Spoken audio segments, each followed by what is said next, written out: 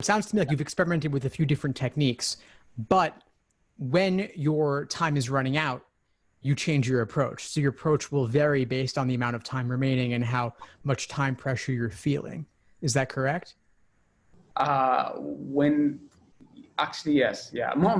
When time approaches, usually I just guess the answers. That's what, maybe it's not the right thing to do, but that's what I do. It just, okay, there is one passage that I have to guess all the answers, just randomly choose a B's or C's or D's.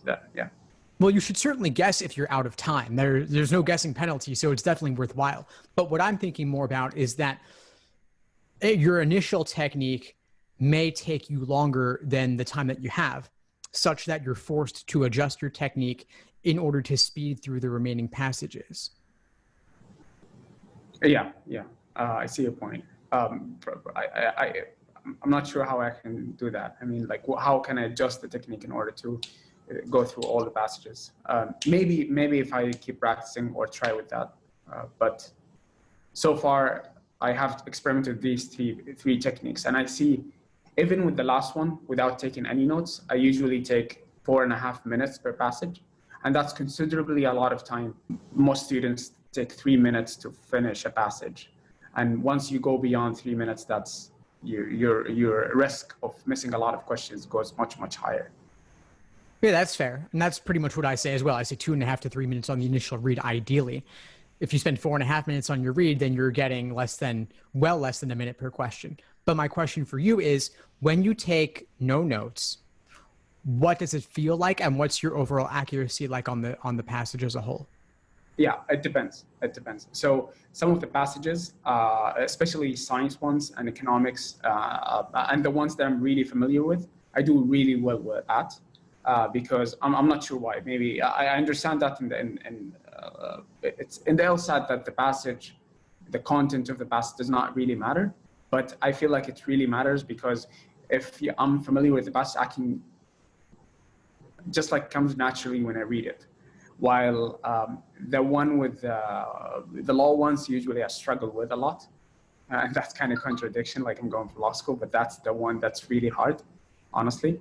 And usually I miss most of the questions if I don't take notes, and the passage is extremely hard. So there is no point. Sometimes I feel like there's no point of actually reading the whole passage. Maybe I just skip it and go to the next one, which is like easier one for me, or I'm more familiar with.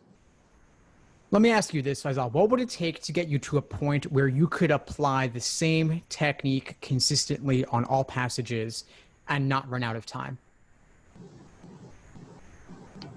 What would take me? Yeah. I honestly don't know. Well, you've laid out 3 different techniques, and it sounds like you're using all 3 of them within the same section. Like, you'll start with one technique, maybe that's your favorite, maybe you think it's the ideal one, but you run out of time.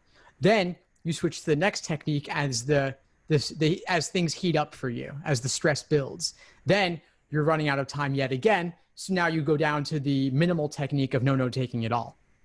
Yeah, exactly. That's what I've been experimenting with. Exactly. So when you've experimented with each of these 3 techniques, which one have you liked the best, and which one got you the highest accuracy?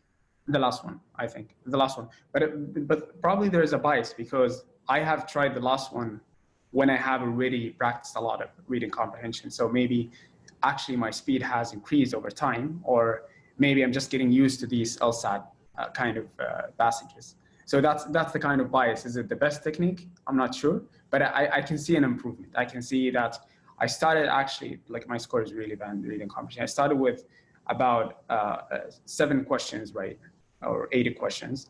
And then lately I've been getting around 15 or 16 with the last technique of not taking any notes. And yeah, my aim is to go above 20. That would be ideal. It sounds to me like if that's what you like the best, even if you used it initially when you hadn't done as much theory, that's fine. There isn't as much theory or conceptual information to learn for reading comp. It is much more about experimentation and finding what works for you. I certainly have my own ideas. I've laid them out in the course in depth, both in the foundational portion of the course, as well as in the masterclass videos. But I ultimately recommend that most students adopt a strategy of writing very little or not even anything at all.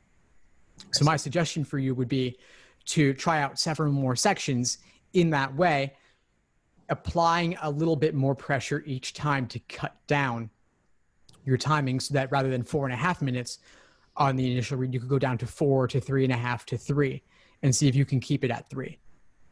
In most cases, not all, certainly some passages are harder than others, but overall getting that time down. Thanks for tuning into the show. Please subscribe if you haven't done so already to be notified of new episodes as I release them, and feel free to reach out if you need anything at all as you move forward with your prep. I'm happy to help however I can. In the meantime, I'll wish you all the best and take care.